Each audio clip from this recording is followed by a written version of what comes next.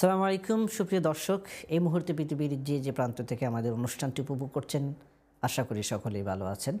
আমরা কথা বলবো প্রেক্ষিত বাংলাদেশ অনুষ্ঠানে বাংলাদেশকে নিয়ে এবং বিশ্ব রাজনীতির সর্বশেষ প্রেক্ষাপট নিয়ে আমরা কিছু কথা বলার চেষ্টা করব।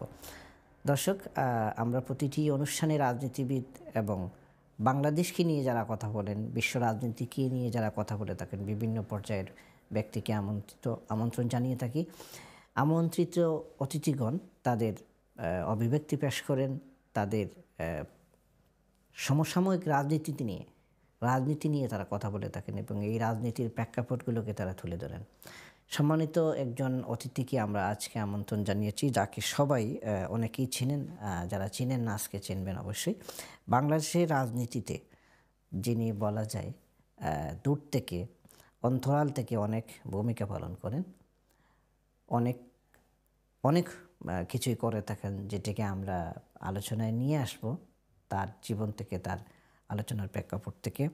সাংবাদিক, কলামিস্ট এবং রাজনীতিবিদ, এবং রাজনীতিতে যিনি বলা যায় দীর্ঘকালীন নির্বাসিত, লিবারেল পার্টি বাংলাদেশের চেয়ারম্যান জনাব শেখ মহিউদ্দিন আহমেদ। মহিউদ্দিন ভাই, আপনাকে স্বাগত জানাচ্ছি আমাদের সাথে যোগদান করার জন্য। ধন্যবাদ আপনাকে এবং দর্শকদের। মহিউদ্দিন ভাই, আমি প্রথমেই কথা না বাড়িয়ে আলোচনায় চলে যাচ্ছি এবং প্রশ্নে চলে যাব। আমার কিছু প্রশ্ন থাকবে, আমি জানি না সেটি আপনার জন্য কিংবা দর্শকদের জন্য বিব্রতকর হবে কি না। আপনি বা আপনার জন্য যদি বিব্রতকর হয় সেটি ক্ষমাসুন্দর দৃষ্টিতে দেখবেন, যেহেতু অতিথি সম্পর্কে দর্শকের অনেক কিছুই জানার আগ্রহ থাকে এবং আমার মনে হয় এবং এটি জানা উচিত মানুষের, জনগণের। যেহেতু আপনি রাজনীতি করেন, রাজনীতিবিদদের চরিত্রটা বলা হয় যে, মানে যখন স্লোগান দেওয়া হয় যে অমুক রাজনীতিবিদ বা অমুক ভাইয়ের চরিত্র বা এর মানে নানাভাবে পবিত্র, তবে আমার মনে হয় রাজনীতিবিদদের চরিত্রটা সত্যিই এভাবে হওয়া দরকার এবং আপনার ব্যক্তি আপনাকেও জানা দরকার। মহিউদ্দিন ভাই, বাংলাদেশের রাজনীতিতে আপনি এক সময় 90 দশকের পূর্বে এবং পরবর্তীতে একটি আলোচিত চরিত্র ছিল শেখ মহিউদ্দিন আহমেদ, এবং আমি বলবো না, সেটা আপনিই বলবেন যে কেন আপনি এত আলোচিত হয়ে গিয়েছিলেন এবং অনেকটা আপনার জীবন সেটি একটি বিশাল একটি প্রশ্নবোধক জীবন হয়ে দাঁড়িয়েছিল। এই প্রশ্নটা আমি আপনাকে আলোচনায় আমাদের অনুষ্ঠান শুরু করার পূর্বে আমি বলি নাই যে আমি করব, এবং আমার এই ধরনের প্রস্তুতি ছিল না। যেহেতু আমি রাজনীতিবিদ শেখ মহিউদ্দিন ভাইকে এখানে নিয়ে এসেছি, এই কারণেই আমার প্রশ্নটা, আমার কোনো পূর্ব পরিকল্পনা ছাড়াই এই প্রশ্নটা আপনাকে করা হয়েছে। কেন আপনি এতটা আলোচিত ছিলেন, কেন আপনি সমালোচিত ছিলেন, এবং আপনি একটি বিপন্ন জীবন নিয়ে কেন দেশ ছেড়েছিলেন এবং এখনও দেশ ছাড়া আছেন? ধন্যবাদ এনাম। আসলে আলোচিত সমালোচিত হওয়ার জন্য কিন্তু আমরা রাজনীতি করি নাই। আমরা যখন রাজনীতি করেছি, আমার রাজনৈতিক জীবন শুরু হয়েছে মূলত স্কুল লাইফ থেকে, এরপরে কলেজ জীবন। সেখানে কিন্তু আমাদের লক্ষ্য ছিল সমাজ পরিবর্তনের। তখন আমরা আলোচিত হব বা সমালোচিত হব এইগুলো আমাদের কোনোদিন মাথায় ছিল না। আমরা রাজনৈতিকভাবে প্রশিক্ষিত হয়েছি, রাজনীতি কার্যক্রম আমরা চালিয়েছি একটি আদর্শের ভিত্তিতে। রাজনীতি নিয়ে আমাদেরকে পড়াশোনা করতে হয়েছে, গবেষণা করতে হয়েছে, এবং সমাজ পরিবর্তনের ধারাবাহিকতায় আমরা যখন রাজনীতিকে নিজের জীবনের সাথে অঙ্গাঙ্গিভাবে জড়িয়ে এগিয়ে নিয়ে গিয়েছিলাম, তখন নানান প্রতিকূল অবস্থা এসেছে, রাষ্ট্রের সাথে সংঘাত হয়েছে, স্বার্থান্বেষী রাজনৈতিক মহলগুলোর সাথে সংঘাত হয়েছে, জেল জরিমানা হয়েছে। আমি ইন্টারাপ্ট করছি। জি জি। রাষ্ট্রের সাথে সংঘাত না সরকার, মানে সমসাময়িক তৎকালীন সেই সময়কার সরকারের সাথে হয়েছিল নাকি? রাষ্ট্রের সাথে তো আমাদের ব্যক্তির সংঘাত হওয়ার সুযোগ নেই। না, এখানে ব্যক্তি, আমি তো তখন ব্যক্তি না। যখন আমি রাজনৈতিক কোনো প্রতিষ্ঠানের প্রতিনিধিত্ব করি বা রাজনীতির সাথে জড়িত হই, তখন আমিও তো কোনো ব্যক্তি না। তো রাজনৈতিক প্রতিষ্ঠানের সাথে রাষ্ট্রের মূল প্রতিপাদ্য হলো সরকার, রাষ্ট্রের প্রতিনিধিত্ব করে সরকার, এবং যখন রাষ্ট্রের সবকটা প্রতিষ্ঠানকে তারা ব্যবহার করে, তারা যদি পুলিশকে ব্যবহার করে, আইন শৃঙ্খলা বাহিনীকে ব্যবহার করে, তারা যদি আদালতকে ব্যবহার করে রাষ্ট্রীয় শক্তির সাথে, রাষ্ট্রীয় শক্তির সাথে। এবং আমাদের বাংলাদেশের এখনো রাজনীতিবিদরা ততখানি মেধাবী বা নিজেদেরকে পরিপূর্ণভাবে গড়ে তুলতে পারেন নাই যে তারা রাষ্ট্রীয় যে প্রতিষ্ঠানগুলোতে যারা প্রতিনিধিত্ব করে, যারা আমলা, সরকারি কর্মচারী, রাষ্ট্রীয় কর্মচারী, তাদের থেকে বেশি নিজেদেরকে যোগ্য হিসেবে এখনো উপস্থাপন করতে সক্ষম হন নাই। যে কারণে বিষয়টা রাষ্ট্রকেই তখন বলা চলে যে আমরা নিবর্তিত হয়েছি রাষ্ট্রের দ্বারা। কারণ এই রাষ্ট্রের চরিত্র কি? রাষ্ট্রের চরিত্র এখনো গণমানুষের সমান্তরাল নয়। গণমানুষের ইচ্ছার প্রতিনিধিত্ব রাষ্ট্র এখনো করতে পারে নাই। রাষ্ট্র এখনো সেই কোটারি গোষ্ঠী, যারা সুবিধাবাদী গোষ্ঠী এবং যারা দুর্নীতিবাজ গোষ্ঠী, তাদেরই প্রতিনিধিত্ব করছে এখনো। তো সেক্ষেত্রে যখন রাষ্ট্র জনগণের হবে, তখন আমরা বলবো না যে রাষ্ট্রের সাথে আমাদের সংঘাত হয়েছিল। এই রাষ্ট্র ব্যবস্থা এখনো গণমুখী নয়, জনগণের পক্ষের নয়। সেক্ষেত্রে এই রাজনীতিকে ধ্বংস করার জন্যই যারা জনগণের ইচ্ছার প্রতিফলন ঘটানোর জন্য, জনগণের মুক্তির জন্য, জনগণের কর্তৃত্ব যাতে রাষ্ট্রের উপরে বহাল থাকে, এই ব্যবস্থাকে পরিপূর্ণ করার জন্য আমরা যারা লড়াই করেছি, তারা মনে করি এইটাকে ধ্বংস করার জন্য সেই দুষ্ট শক্তি, সেই নষ্ট শক্তি যারা রাজনীতিকে দখল করে আছে, রাষ্ট্রকে দখল করে আছে। আমি যদি মহিউদ্দিন ভাইকে একটা কথা বলি যে একসময় কিন্তু বাংলাদেশে পূর্ব বাংলায় নকশাল কিংবা সর্বহারা পার্টি, তারাও কিন্তু বলতেন যে তারা পরিবর্তন চান এবং তারা রাষ্ট্রশক্তির নতুন কিছু উদ্ভাবন নিয়ে আসতে চান, নতুনভাবে তারা রাষ্ট্রকে পরিচয় করিয়ে দিতে চান, মানে রাজনীতিকে তারা তুলে ধরতে চান।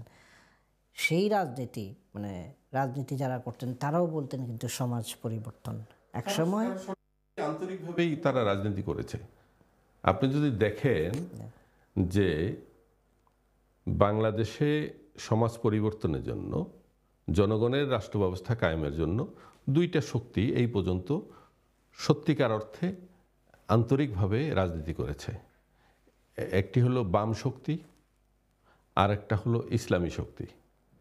তো ইসলামী আদর্শের শক্তিতে জীবন দেওয়ার পরিমাণটা খুব কম হয়েছে বাংলাদেশে সংঘাতকালীন অবস্থায়, কিন্তু সবচেয়ে বেশি অকাতরে জীবন দিয়েছে বাম রাজনীতি করার লোকেরা।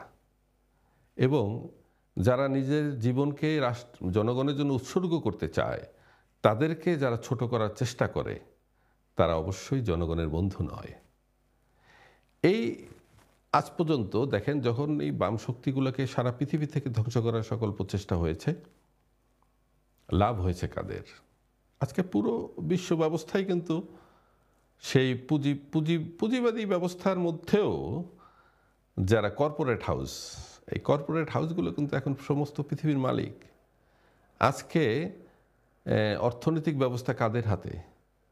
পুরো পৃথিবীর সমস্ত সম্পদের অধিকাংশ মালিকানা এখন অল্প কয়েকটি নিয়ন্ত্রিত শক্তির কাছে, যারা সমস্ত পৃথিবীতে রাষ্ট্র ব্যবস্থাগুলোকে আমাদের আমি আপনার কর্পোরেট হাউস নিয়ন্ত্রিত রাজনীতির বিষয়ে আমরা আসবো। এই প্রসঙ্গে একটি বিশাল প্রশ্ন আছে এই মুহূর্তে আমাদের চোখের সম্মুখে, এবং যেটি এই প্রজন্ম জানতো না এবং অনেকটা আমাদের পূর্ববর্তী প্রজন্মের একটি বড় অংশের কাছে অপরিচিত ছিল, যে কর্পোরেট হাউসগুলো রাজনীতিকে নিয়ন্ত্রণ করে কিভাবে। এটি আমরা এই মুহূর্তে কারেন্ট বিশ্ব রাজনীতির ইস্যুতে, বিশেষ করে প্যালেস্টাইন ইসরায়েল ইস্যু রাজনীতিতে আমরা দেখতে পাচ্ছি কীভাবে, এবং বিভিন্ন ব্যাংক, বিভিন্ন বড় বড় প্রতিষ্ঠানগুলোকে ইন্ডিকেট করে বলা হচ্ছে এরা ওপেন দিচ্ছে, বিভিন্নভাবে বলা হচ্ছে। আমরা এই বিষয়গুলি নিয়ে কথা বলবো। তবে আমার যে প্রশ্নটা ছিল, আমার মনে হয় আমার প্রশ্নের আলোকে দর্শকের এটি আগ্রহ আছে যে রাজনীতিতে, বাংলাদেশের রাজনীতিতে আপনি একটি ডার্ক সাইড পরিচয় বহন করেন।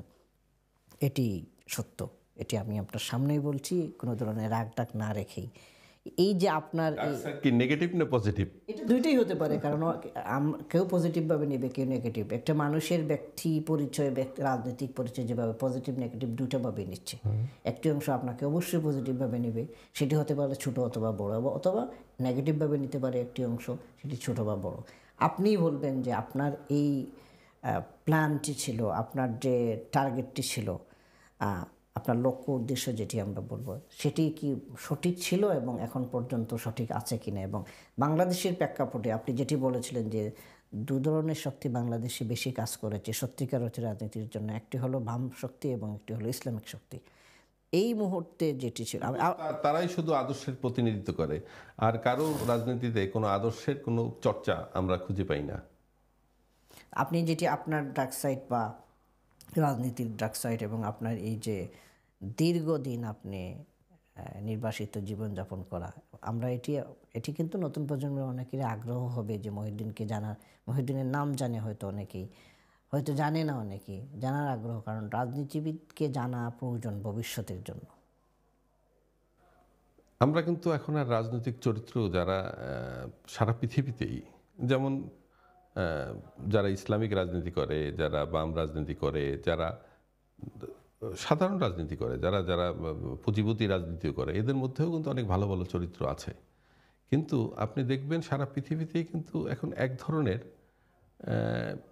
আবহাওয়া, টেকনোলজিক্যাল আবহাওয়া তৈরি হয়ে গেছে, যেখানে সবাই এমন এমন বিষয় নিয়ে মেতে থাকে যেগুলোর সাথে মানুষের জীবন ব্যবস্থা, তারপর মানুষের সামাজিক কল্যাণ, রাষ্ট্রীয় কল্যাণ, ভবিষ্যৎ প্রজন্মের জন্য কল্যাণকর কোনো কিছু নিয়ে কোনো গবেষণা কিন্তু খুব কম হয়েছে, এখন কম হচ্ছে। বেসিক্যালি বাংলাদেশের কথাই আমি বলি, যেহেতু আমি বাংলাদেশের রাজনীতির প্রতিনিধিত্ব করছি। তো বাংলাদেশের রাজনীতিতে দেখেন কোনো মেধা নাই। এখন মেধাবী লোকগুলো রাজনীতিতে আসে না।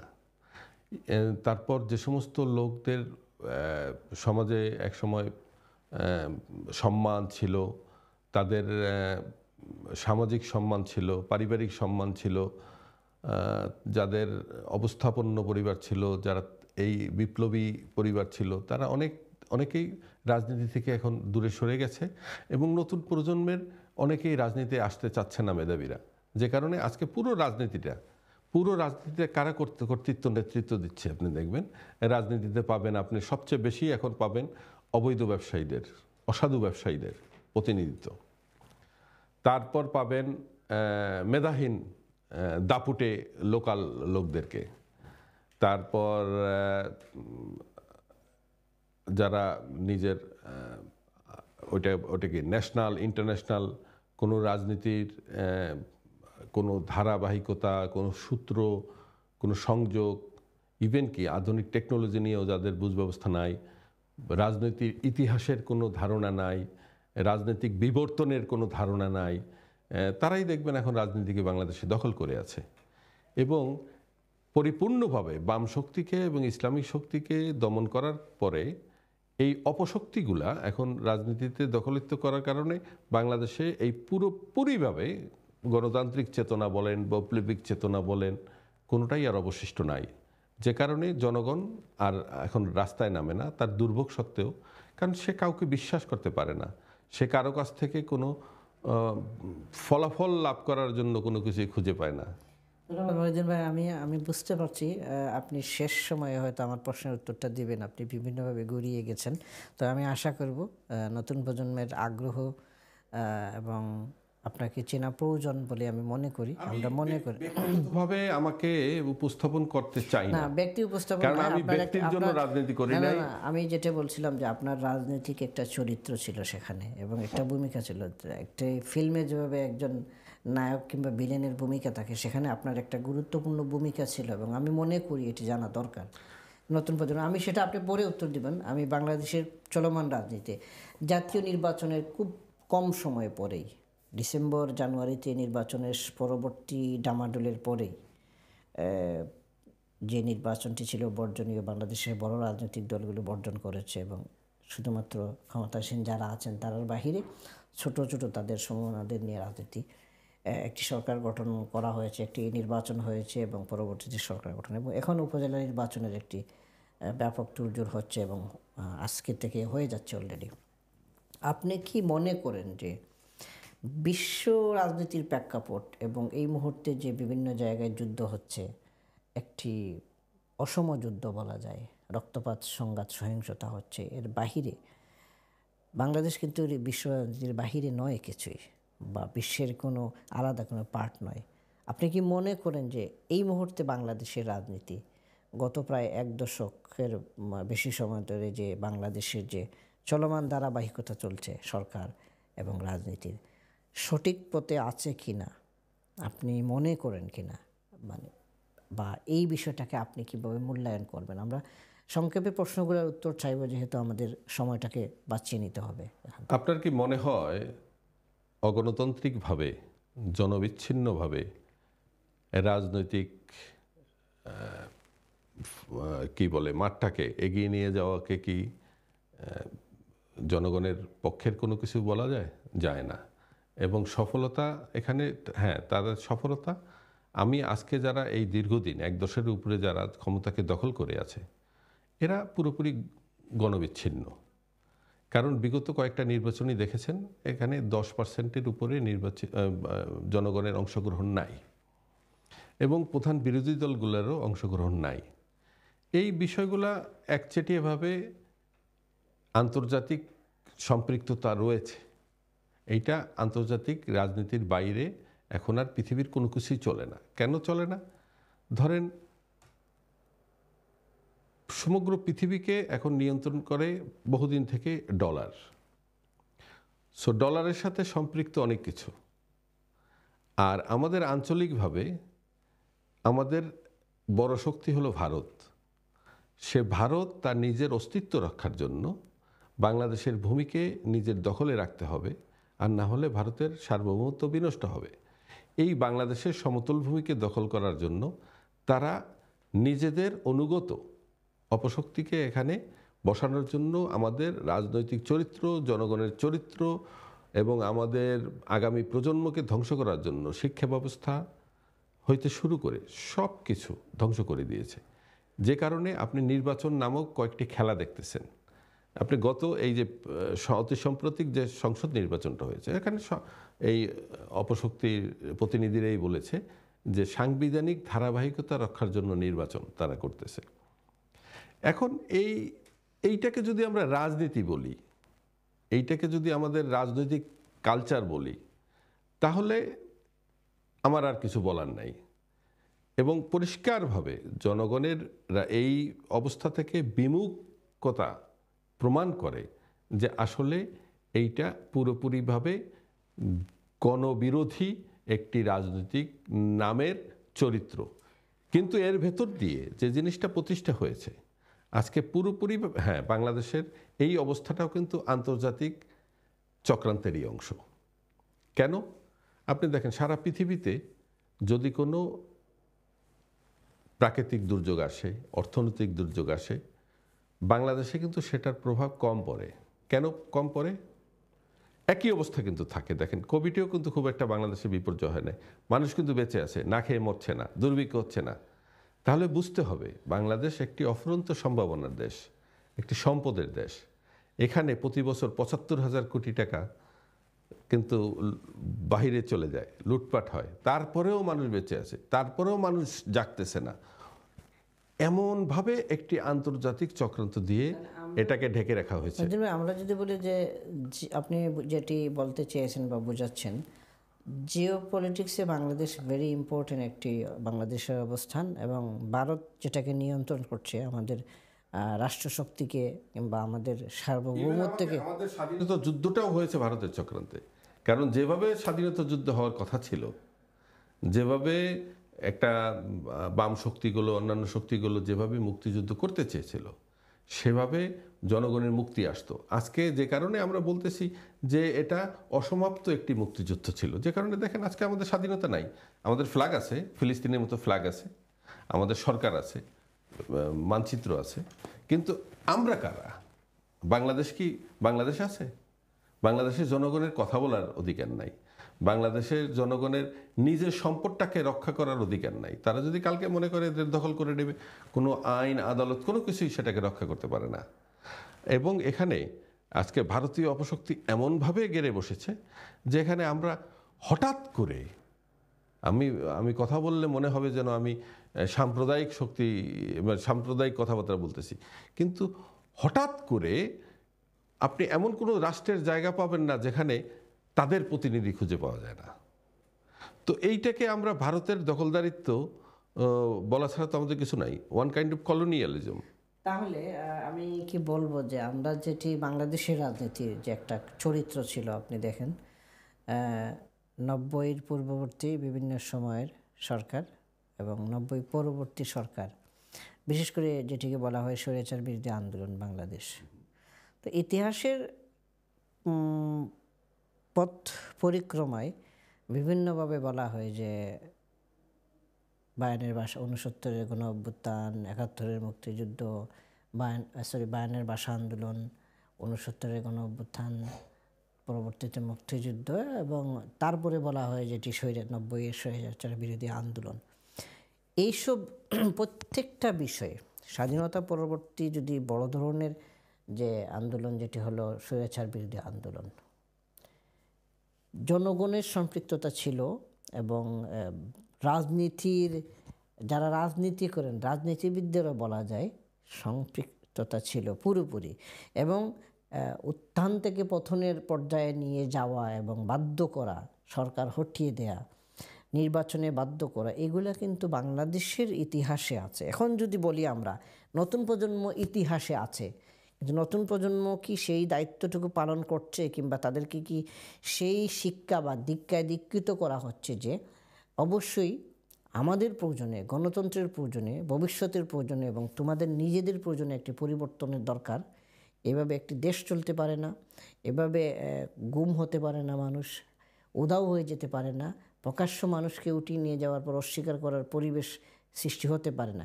এই প্রজন্মটা কি তার দায়িত্ব পালন করছে, কিংবা এই প্রজন্মকে কাজে লাগিয়ে যারা সেই পূর্বের রাজনীতিবিদ এখন আছেন তারা সেই দায়িত্বটুকু পালন করছেন, কিংবা তারা দেশের জন্য সেই দায়িত্ববোধ থেকে, নৈতিকতাবোধ থেকে কাজটি করছেন কিনা বলে আপনি মনে করেন? এটা একটা গুরুত্বপূর্ণ প্রশ্ন।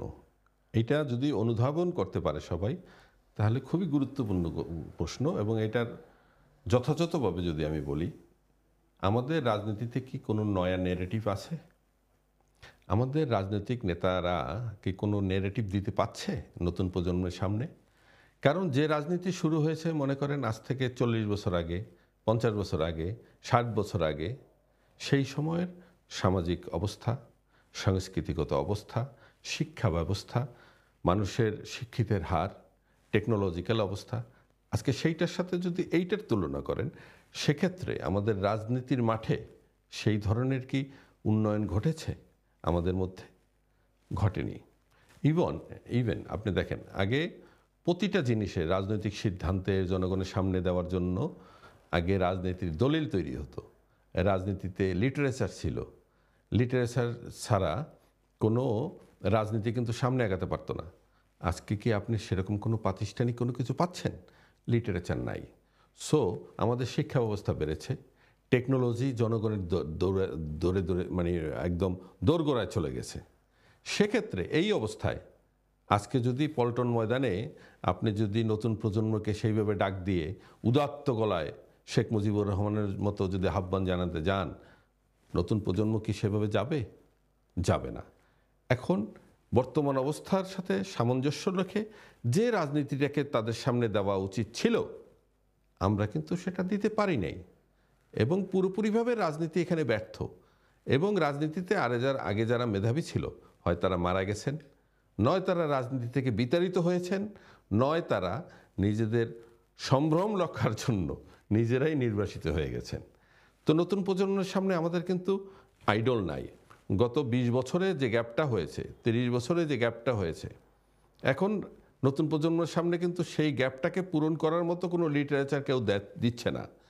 আজকে একচেটিয়াভাবে রাজনীতির অপশক্তিগুলো যেভাবে তাদের এই টেকনোলজি ব্যবহার করে, গণমাধ্যম ব্যবহার করে, তারা যেভাবে অপপ্রচার চালিয়ে নিজেদেরকে প্রতিষ্ঠা করছে, বিভিন্ন রাজনৈতিক চরিত্রকে প্রতিষ্ঠা করছে, রাজনীতিকে প্রতিষ্ঠা করছে, সেইখান থেকে নতুন প্রজন্মের কাছে নতুন কিছু আসতেছে না। যেমন আমি একটা উদাহরণ দিই আপনাকে। মনে করেন আমাদের স্বাধীনতা সংগ্রাম, এখানে দুই ধরনের সংগ্রাম ছিল। বাম শক্তিগুলো একভাবে সংগ্রাম করেছে এবং ডানপন্থীরা একভাবে সংগ্রাম করেছে। এখন সেই সংগ্রামের উৎসটা কোথায়? আমাদের এই বর্তমান স্বাধীনতা যুদ্ধের প্রধান চরিত্র বানানো হয়েছে শেখ মুজিবুর রহমানকে। হ্যাঁ, তিনি রাজনৈতিকভাবে তখন পপুলার ছিলেন, কারণ মানুষ তখন এই টেকনোলজি ছিল না। ওই পল্টন ময়দানের বক্তৃতাটাকেই তারা সবচেয়ে বড়ভাবেই গ্রহণ করত এবং উদাত্ত গলার আহ্বানে মানুষ আপ্লুত হতো। কিন্তু যে ব্যক্তিটি পাকিস্তানের প্রধানমন্ত্রী হওয়ার জন্য নির্বাচিত হয়েছিলেন, তিনি কেন অনলি ইস্ট পাকিস্তানের জনগণকে মুক্ত করার জন্য লড়াই করেছেন? অথচ পশ্চিম পাকিস্তানের জনগণ কিন্তু আমাদের থেকেও বেশি নিষ্পেষিত ছিল, এখনো আছে। অধুনা আমরা দেখতে পাচ্ছি ওই নিষ্পেষিত জনগণ জেগে উঠেছে রিসেন্টলি, ভেরি রিসেন্টলি, 1-2 বছর হয়েছে। তারা কিন্তু সেই এতদিনের পুঞ্জীবিত ক্ষোভ তারা কিন্তু সেনানিবাসে পর্যন্ত অ্যাটাক করেছে। কারণ পশ্চিম পাকিস্তানে মাত্র অল্প কয়েকটি পরিবার হলো পুরো পাকিস্তানের মালিক, অন্যান্য সবাই হলো প্রজা। ইদানিংকালে পাকিস্তানে একটি মধ্যবিত্ত শ্রেণী হয়েছে, যারা বিদেশে আসার কারণে কিছু অর্থকরীর মালিক হয়েছে, তারা হলো ওখানকার মধ্যবিত্ত, নিম্ন মধ্যবিত্ত। আর অধিকাংশ মানুষই হলো কর্মজীবী, শ্রমজীবী, নিষ্পেষিত শ্রেণী। তো আমাদের বাংলাদেশের স্বাধীনতা আন্দোলনের, রাজনৈতিক আন্দোলনের যে নেতৃত্ব দিয়েছেন, পুঁজিবাদী রাজনৈতিক আন্দোলনের, যাকে যিনি একটা পর্যায়ে ভারতীয় চক্রান্তের অংশের মধ্যে চলে গেছেন, তিনি পুরো পাকিস্তানের প্রধানমন্ত্রী হতে চেয়েছিলেন, নির্বাচিত হয়েছিলেন। তিনি পুরো পাকিস্তানের জনগণের মুক্তির জন্য কথা না বলে তিনি শুধু পূর্ব পাকিস্তানের জনগণের মুক্তির জন্য আন্দোলন করেছেন। এখানে দুইটা জিনিস, হয় তিনি নিজেকে পুরো পাকিস্তানের জন্য আন্দোলন মুক্তির জন্য যোগ্য মনে করেন নাই, অথবা তিনি ভারতীয় স্বার্থ রক্ষার মুক্তি সংগ্রাম করেছেন।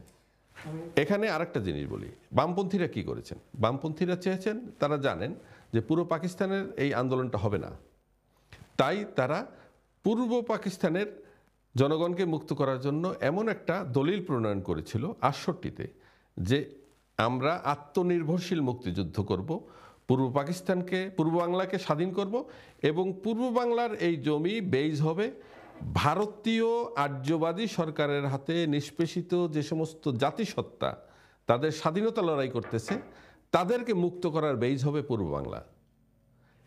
এখন বুঝতেছেন কেন চক্রান্তটা কোথায় হয়েছে?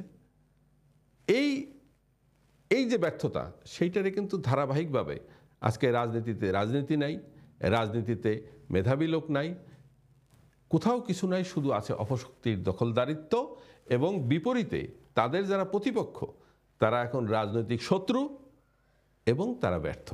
মহিউদ্দিন ভাই, আমরা যেটি বলছিলাম যে 90-এর যে স্বৈরাচার বিরোধী আন্দোলনকেই এখানে আমি কথা বলবো। আমি সেই রাজনীতিতে যে আমাদের ছাত্র সমাজ বাংলাদেশের এবং সেই সময়কার প্রজন্মের ছাত্র জনতার একটি ঐক্যবদ্ধ প্রয়াস এবং পরিবর্তনের জন্য যেটুকু করা দরকার সেটুকু করা, আর সেই 90 থেকে আজকে এই প্রজন্ম, 30 বছর পরবর্তী প্রজন্ম, 35 বছরের কাছাকাছি সময়, এই প্রজন্মটার জীবনমান, রাজনৈতিক চিন্তাধারা কিংবা রাজনীতির প্রতি যে তাদের উৎসাহ, অগ্রসরতা, চাওয়া রাজনীতিতে, এটা কি আপনি আছে বলে মনে করেন? যারা এই মুহূর্তে, এটা আসলে অত্যন্ত দুঃখজনক, আপনি যদি সাংবাদিক হিসাবে আপনাকে বলি যে আসলে আমরা দাঁড়িয়ে আছি কোথায়? আমাদের একটি প্রজন্ম তৈরি হচ্ছে, একটি প্রজন্ম একটা নির্দিষ্ট সময়েই তৈরি হয়। এই প্রজন্মটা, আজকের প্রজন্ম আজ থেকে 30 বছর পরে কিছু করার মতো স্পেশালি দৈহিক শক্তিটা এবং মানসিক শক্তিটা থাকবে না। এই প্রজন্মটা এই সময়ে তাদের চিন্তাধারা, তাদের সাংস্কৃতিক কার্যক্রম, তাদের রাজনৈতিক কার্যক্রম, তাদের ব্যক্তিজীবন, তাদের আচার ব্যবহার, মানসিকতা, কি যেন একটা বড় ধরনের, বড় মাপের দৈন্যতা এবং কোনো কিছুতেই যেন স্থিরতা নেই। তো একটি দেশ তো এদের মাধ্যমেই, একটি প্রজন্মের মাধ্যমেই তো একটি দেশ সামনে যায় কিংবা পিছনে যায়। আসলে আপনি একজন মহিউদ্দিন, আপনি কিভাবে মানে দেখছেন যে মূল্যায়ন করব। একজন আপনারা পরিবর্তনের জন্য মানে আপনারা আপনারা চ্যালেঞ্জ করেছেন নিজের জীবনকে, এবং এই চ্যালেঞ্জে আপনারা হয়তো উতরে এসেছেন কিংবা সরে এসেছেন, কিন্তু আপনারা চেষ্টা করেছেন, কিন্তু এই প্রজন্মের কি চেষ্টা আছে? হাজার হাজার মানুষ নিজেদেরকে কোরবান করেছে, অনেক নিজেদের। একটা বড় অংশ মহিউদ্দিন ভাই এখানে দেখা যাচ্ছে যে বিদেশমুখী, দেশ ছেড়ে পালাচ্ছে, মনে হচ্ছে এরা পালাচ্ছে, এরা দেশ ছেড়ে চলে যাচ্ছে। আপনি কি মনে করেন যে এই প্রজন্মটা দেশপ্রেমিক? আপনি কি মনে করেন যে এরা দেশপ্রেম নিয়ে কাজ করছে, বা তাদের নাকি তাদের নিজের ভবিষ্যৎটাকে, নিজের আখেরটাকে তৈরির জন্য তারা এক ধরনের চিন্তা করছে? এইটা এক ধরনের, এইটা কিন্তু পুরোপুরিভাবে রাজনৈতিক ব্যর্থতা। কেন ব্যর্থতা? আমি যেটা বলেছি, এইটা হলো রাজনীতিতে আদর্শহীনতার কারণ। কোথাও কোনো আদর্শের কোনো প্র্যাকটিস আছে কোনো রাজনৈতিক দলের মধ্যে? কোনো রাজনৈতিক দলের মধ্যে কি নেতৃত্ব উন্নয়নের কোনো কর্মসূচি আছে? নাই। একমাত্র কর্মসূচি, আমি ক্ষমতায় থাকবো, থাকার জন্য মাঠে থাকো, আর আমি ক্ষমতায় আসবো এর জন্য মাঠে থাকো। এবং রাজনৈতিক প্রতিপক্ষ না, রাজনৈতিক শত্রু। এই যে বিষয়টা রিপ্লেসমেন্ট হয়েছে, কোনো রাজনৈতিক দলেই নাই, কোনো রাজনৈতিক দলের নাই আপনার দৃষ্টিতে? তারা হয়তো জনগণের সামনে নিজেদেরকে পরিপূর্ণভাবে মেলে ধরতে পারতেছে না, নতুন প্রজন্মের সামনে দিতে পারতেছে না। কারণ নতুন প্রজন্মকে সব আছে, দুই একটা রাজনৈতিক দলের কাছে আছে। মনে করেন ইসলামী শক্তির, আমি সাপোজ মনে করি ইসলামিক রাজনৈতিক দল, তাদের কাছে আদর্শ আছে, তারা ইসলামকে আদর্শ হিসেবে দিতেছে। কিন্তু 100% নতুন প্রজন্মের জন্য যে কর্মসূচি, তারা আদর্শিক কর্মসূচি দিচ্ছে, আদর্শের জ্ঞানটা দিচ্ছে, তাদের প্রথমেই ধরতে হবে 100% আমার এটাকে অ্যাকসেপ্ট করবে না। যারা অ্যাকসেপ্ট করবে না তাদের জন্য বিকল্প কি কিছু আছে? নাই। যারা বামে আছে তাদের আদর্শে তাদের বুঝতে হবে যে সবাই একই জিনিস চাহিদা খাবে না। সেক্ষেত্রে তার এই যে তার মেধাকে কাজে লাগানোর জন্য বিকল্প কি কিছু আছে? নাই। অন্যান্য যারা নিজেদেরকে ডান শক্তি বলে, জাতীয়তাবাদী শক্তি বলে, তারপর নানানবিধ রাজনীতি আছে, তারা কোন আদর্শটাকে রাজনৈতিকভাবে উপস্থাপন করতে পারতেছে? কেউই কিন্তু এই কর্মসূচিই নাই। তো আমার একটি নতুন প্রজন্মের একটা সন্তান যখন স্কুলটা শেষ করে কলেজে যায়, কলেজ শেষ করে ইউনিভার্সিটিতে যায়, তার সামনে রাজনৈতিক কর্মী হিসাবে আমাদের দায়িত্ব হলো তার সামনে আদর্শটা তুলে ধরা। আমরা ব্যর্থ হচ্ছি, শুধু ওখানে তারা পাচ্ছে কি দেখতেছে, রাজনৈতিক চরিত্র মাইনে সে সুযোগ পেলেই লুটপাট করছে, এবং ভয়ঙ্করভাবে সে দেখছে পুরো সমাজ ব্যবস্থায় একটি জমিদারি প্রথা তৈরি হয়ে গেছে। আমি একটা উদাহরণ এখানে, যে কয়েক বছর আগে বাংলাদেশে নিরাপদ সড়ক আন্দোলন এবং কোটা সংস্কার আন্দোলন নিয়ে একটি রাজনীতির একটি নতুন উদ্যম এবং উত্তাল ফ্লো তৈরি হয়েছিল, মনে হয়েছিল বাংলাদেশ রাজনীতি। হঠাৎ করে সেটি কিন্তু স্তীমিত হয়ে গেল। এটা তো কোনো আদর্শিক রাজনৈতিক কর্মসূচি না, এটা ছিল মানুষের সমসাময়িক বা চলমান সমস্যার উপরে একটি কর্মসূচি। মানুষের সমস্যা নিয়ে যদি রাজনীতি, সমস্যা নিরসনে যদি এটা রাজনৈতিক একটি চরিত্র হয়, ক্ষুদ্র অংশ। তো আমার রাজনৈতিক আদর্শ হবে পুরো রাষ্ট্রীয় ব্যবস্থার উপরে। কিন্তু রাজনীতি যখন ব্যর্থ হচ্ছে, তখন কেউ না কেউ চলমান কোনো একটা সমস্যা নিয়ে একটা কিছু করার চেষ্টা করে। এটা খারাপ না, এইটাকে আপনি রাজনৈতিক আদর্শের মধ্যে ঢুকাতে পারবেন না। এটা যে কারণে দেখেন রাজনৈতিক নেতারা কিন্তু এইটার সমর্থনে মাঠে যায় নাই। খেয়াল করছেন আপনি? এইটা যে কোনোভাবেই কিন্তু ধ্বংস হয়ে গেছে। কিন্তু ওই ছেলেরা, ওই স্কুলের ছেলেরা যখন রাস্তায় লেখলো রাষ্ট্রের মেরামত কাজ শুরু হয়েছে, কত বড় একটা স্লোগান দিয়েছে, আমাদের রাজনৈতিক নেতারা বেমালুম এটাকে ধ্বংস করে দিছে। কেন দিছে? আমাদের বর্তমান এই রাজনৈতিক ব্যবস্থায় যারা প্রতিনিধিত্ব করে তারা কোনো আদর্শকে ভয় পায়। তারা জানে আদর্শের চর্চা শুরু হলে এখানে মেধাবী রাজনীতিবিদরা চলে আসবে, মেধাবী ছেলেরা চলে আসবে, মেয়েরা চলে আসবে। মেধাকে তারা ভয় পায়, কারণ রাজনীতি এখন পুরোপুরিভাবে মেধাশূন্যদের দখলে। মঞ্জুর ভাই, আপনি আপনার প্রসঙ্গে, আমরা অনেকগুলো প্রসঙ্গে কথা বলার ইচ্ছে, এবং আমি চেষ্টা করব ধারাবাহিকভাবে এই বিষয়গুলোকে নিয়ে আপনার সাথে কথা বলবো। আমাদের সময়ের দিকে খেয়াল রাখবো, পাশাপাশি তবে আমি আমার দর্শকদের এই বিষয়ে কমিটমেন্ট দিচ্ছি, আপনাদেরকে কথা দিচ্ছি, বাংলাদেশের রাজনীতিতে তরুণদের একটা সময় যে কয়েকজন আলোচিত চরিত্র ছিল, সামনে শেখ মহিউদ্দিন ভাইয়ের মধ্যে একজন। তার অনেকগুলো পরিচয় আছে, আমরা অন্য একটা পর্বে সেটি নিয়ে আসবো। তবে আজকে আমি যে প্রসঙ্গ নিয়ে যেহেতু তৈরি হয়ে গেছে আমাদের আলোচনার ফ্লো, সেদিকেই আমরা থাকবো।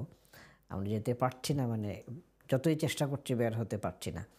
মহিউদ্দিন ভাই, আপনি কয়েকবার আপনার আলোচনায় বলেছেন যে বাংলাদেশের রাজনীতিতে আদর্শিক রাজনীতির দুটি ধারা, একটি হলো বাম এবং আরেকটি ইসলামিক। তবে বাম রাজনীতিতে যে বাংলাদেশের মানুষ গ্রহণ করে নাই, এবং একটা সময়ের বাম এখন কিন্তু ক্ষুদ্র থেকে ক্ষুদ্র এবং অনেকটা অস্তিত্বই নেই বললেই চলে। অনেকেই বলেন যে বাম রাজনীতির সুপ্রিম যারা থাকেন তাদের দিকে ইঙ্গিত করে অনেকটা স্ল্যাশ মিশ্রিত ভাষায় বলে থাকেন যে যদি নির্বাচন ব্যবস্থায় তারা ইউনিয়ন পরিষদ নির্বাচনে যান, তাদের সেইটুকু শক্তি সামর্থ্য নেই, এবং এটি বাস্তবতা মনে হচ্ছে। এই ক্ষেত্রে আমরা বিভিন্ন সময়ে বিগত কয়েক বছরে ইসলামিক শক্তিগুলোকে বিভিন্ন পরিচয়ে, বিভিন্ন নামে, বিভিন্নভাবে তাদের শক্তি সামর্থ্য প্রদর্শন দেখছি। আপনি কি মনে করেন যে এই শক্তিগুলি একসময় বাংলাদেশের, যেহেতু মানে রাজনীতিতে আদর্শের আমরা চিন্তা চেতনা দেখছি না, এক ধরনের টাকা ইনকামের একটা মার্কেট হিসাবে, একটি মানে লাইক একটা শপ হিসাবে বিবেচনা করা হচ্ছে, একটি ব্যাংক হিসাবে বিবেচনা করা হচ্ছে রাজনীতিকে। আপনি কি মনে করেন যে কোনো একটা প্রজন্ম বাংলাদেশের ভবিষ্যৎকে তারা সেভাবেই, যে ইসলামিক শক্তি যেগুলো আছে তারা উত্থানের পর্যায়ের দিকে যাবে কিংবা যাওয়ার সম্ভাবনা আছে বলে কি আপনি মনে করেন? যেহেতু এই প্রসঙ্গটা আপনি বারবার আপনার আলোচনায় এসেছেন যে দুইটি শক্তি কিন্তু রাজনীতিতে সবসময় একটি আদর্শিক প্ল্যাটফর্ম হিসেবে তারা কাজ করেছে। এটাও একটি গুরুত্বপূর্ণ প্রশ্ন। তবে এটার মধ্যে আমরা যদি উত্তরের দিকে তাকাই, এই আদর্শিক রাজনীতি কাদের জন্য সমস্যা? যারা দখলদার থাকে, যারা দখল নেয়ার অপেক্ষায় থাকে, বিভিন্ন শক্তি যারা লুটপাট করতে চায়, যারা ড্রাগ ডিলার, যারা সমাজের সব কিছু নিয়ন্ত্রণ করতে চায়, তাদের কাছে সবচেয়ে বড় সমস্যা হলো আদর্শ। আজকে এই দলগুলোর মধ্যে তারা যে সমস্ত অনুপ্রবেশ ঘটিয়েছে, সেই অনুপ্রবেশকারীরাই কিন্তু আদর্শিক দলগুলোর জন্য যথেষ্ট ধ্বংস করার জন্য, এবং সেই কাজটি কিন্তু তারা করেছে। ইসলামিক শক্তির বেলাও তাই। আপনি দেখেন ইসলামিক শক্তিগুলো বিভিন্নভাবে বিচ্ছিন্ন, এবং একজন আরেকজনের বিরুদ্ধে কাফের পর্যন্ত ফতোয়া দেয়। সো তারা কিন্তু জনগণের মুক্তির জন্য কথা না বলে তারা একজন আরেকজনের বিরুদ্ধে কথা বলে। যে জিনিসটা বাম শক্তির বেলা হয়েছে, আজকে ইসলামী শক্তির বেলা সেটা হচ্ছে। তো বাম শক্তিতে যারা এখন বাম নামধারী আছে, তাদের মধ্যে নেতৃত্ব দেয় এখন কারা? ওই যাদেরকে অপশক্তিগুলো অনুপ্রবেশ ঘটিয়েছিল, তারাই কিন্তু বাম শক্তিগুলোর, তথাকথিত বাম শক্তির নেতৃত্ব দিচ্ছে। ইসলামিক দলগুলোর বিষয়েও কিন্তু সেই একই অবস্থা বিরাজমান। তাই আমরা শঙ্কিত এই জাতির ভবিষ্যৎ নিয়ে, এবং পুরোপুরিভাবে আমি শঙ্কিত যে এই নতুন প্রজন্মের সামনে যদি আমরা নয়া ন্যারেটিভ এবং রাজনৈতিক আদর্শ তুলে ধরতে না পারি, ভালো লিটারেচার দিতে না পারি, তাহলে যে অপশক্তিগুলো রাষ্ট্রকে দখল করে আছে এটি চলমান থাকবে। এর থেকে উত্তরণের জন্য আর কোনো পথ থাকবে না। ধন্যবাদ মহিউদ্দিন ভাই। সুপ্রিয় দর্শক, আমরা কথা বলছিলাম বাংলাদেশ লিবারেল পার্টির চেয়ারম্যান, এক সময়ের বাংলাদেশের রাজনীতিতে একটি ভিন্ন অধ্যায়ের পরিচয়ধারী ব্যক্তি। সেই পরিচয়টা আমরা অন্য একটি পর্বে নিয়ে আসব। শেখ মহিউদ্দিন ভাইয়ের সেই পরিচয়, যিনি আমাদের আজকের সম্মানিত অতিথি হিসেবে উপস্থিত ছিলেন। আমরা অনেকটা পূর্ব পরিকল্পনা ছাড়াই আজকের অনুষ্ঠানটি করেছি, এবং আমরা যেহেতু আমাদের আলোচনার ধারাবাহিকতা আরও থাকবে, আমরা আবারও ওনাকে নিয়ে আসবো, এবং ওনার কাছ থেকে বাংলাদেশের চলমান রাজনীতির অনেকগুলো বিষয় আমরা বের করে নিয়ে আসবো। আজকে দুই একটা বিশেষ ইঙ্গিত আমরা পেয়ে গেছি উনি কীভাবে বলছেন, এবং আসলে তিনি আপনাদের কি বোঝাতে চেয়েছেন, এবং রাজনীতিবিদদের কাছে তিনি কি বার্তাটি দিতে চাচ্ছেন? আমরা কথা বলেছি বাংলাদেশকে নিয়ে। আমরা আমাদের রাষ্ট্র, আমাদের দেশ, আমাদের স্বাধীনতার সার্বভৌমত্ব ভালো থাকুক, সেই বিষয়গুলো ছিল আমাদের মুখ্য আলোচনার প্রতিপাদ্য। এখানে আমরা কোনো রাজনৈতিক দল, আদর্শ কিংবা ব্যক্তিকে উপহাস করা কিংবা তাদের দোষ খোঁজা আমাদের মূল বিষয় নয়। আমাদের দেশ ভালো থাকলে, আমাদের জনগণ ভালো থাকলে আমরা ভালো থাকবো এবং আমাদের ভবিষ্যৎ প্রজন্ম ভালোভাবে তৈরি হবে। আপনাদের সবাইকে আগামী অনুষ্ঠান দেখার অগ্রিম আমন্ত্রণ জানিয়ে আজকের মতো বিদায় নিচ্ছি। সবাই ভালো থাকুন, সুস্থ থাকুন। আল্লাহ হাফিজ। আসসালামু আলাইকুম।